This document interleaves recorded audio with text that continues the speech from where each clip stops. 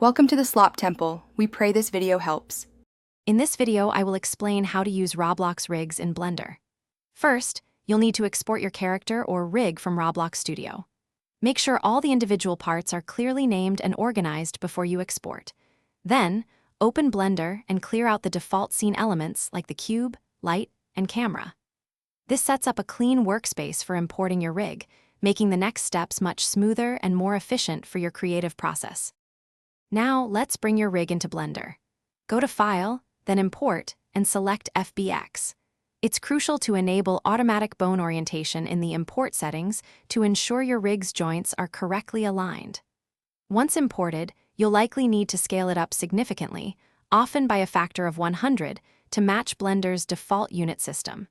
This ensures your rig is visible and workable within the scene. Next, we'll give your rig its visual appeal by applying textures. You'll find the texture files in the same folder where you exported your FBX from Roblox Studio.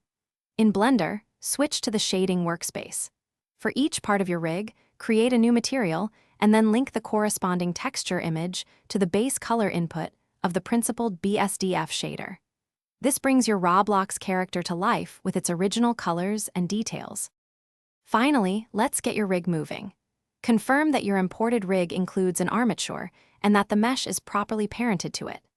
Then, switch to pose mode, which allows you to select and rotate individual bones to create dynamic poses.